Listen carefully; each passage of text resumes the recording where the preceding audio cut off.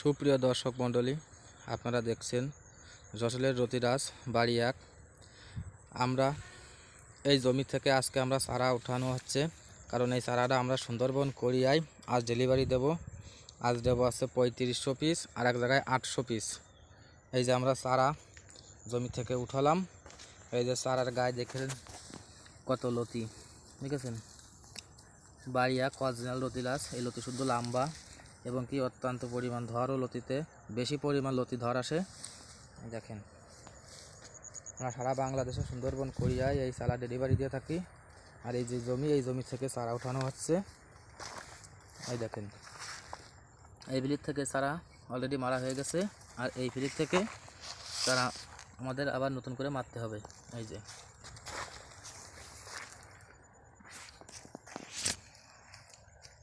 আপনারা যারা যারা লতি চাষ করতে চান তারা এই উন্নত মানের চারা আমাদের কাছ থেকে সংগ্রহ করুন। আমাদের ডিসপ্লের উপরে যে নম্বর দেওয়া আছে, নম্বরে কল করুন। এই দেখেন চারার সাইজ, আমরা চারার সাইজটা দেখাই দিই আপনাদের। এই দেখেন চারার সাইজ। এই চারাটা আমরা ঠিক এই পর্যন্ত করে কেটে দিই আমরা, দিয়ে আমাদের চারাটা এখান থেকে 1 বিঘা পর্যন্ত আমরা 1 বিঘাতের উপরের থেকে আমরা কেটে আপনাদের বাস্তায় ভরে আপনারা চারা বুকিং দিয়ে থাকি সুন্দরবন কোরিয়ায়। দেখেন এই সাইডে, এই যে সাইডে আমাদের আরেকটা ক্ষেত আছে, ওই জমি থেকে লতি আমরা এখন উঠাচ্ছি। এই তার সাইডে আরেকটা ক্ষেতও আছে, ওই যে একটু ধরে। আর এই আরেকটা জমি থেকে লতি উঠানো হচ্ছে।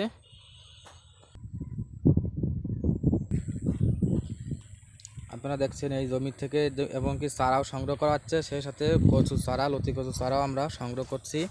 আর এই কচু চারা আর এক গাছের লতি দেখেন আপনারা, লতির জাত ভালো ভালো জাতের লতি দেখেন। এবং কি সেই জমির চারা আমরা সংগ্রহ করি, কারণ আমাদের নিজের লতির ক্ষেত, আমরা নিজেরাই সবসময়ের জন্য ভালো মানের চারা আমরা ব্যবহার করে থাকি। তা সেই জন্য আপনারা ভালো ক্ষেতের চারা আপনারা সংগ্রহ করুন, আপনারাও চাষে লাভবান হন। সবাইকে একটা কথাই বলি যে চাষের মায়ের দুনিয়ার বাইর। কারণ আমি একজন চাষি, আমিই বলতে পারি যে চাষে কি মায়ের। কারণ আমারও একটু বেগুন ছিল, যাক বেগুনে আমার যাক বৃষ্টিতে আমার একেবারে পুরো মাছ দিয়ে গেছে, যাক আমরা বাইসে আছি শুধু একটা কারণে, সেটা আছে লতির পরেই। এই দেখেন লতি আমাদের 46 শতকে 3 বিঘা লতি আমাদের। তা দুখন জমির থেকে আমরা চারা এবং লতি দূরই সংগ্রহ করছি, আর একখান জমিতে শুধু লতি সংগ্রহ করছি, এখনও সেই জমিতে চারা আমরা রাখি নাই। এই দেখেন।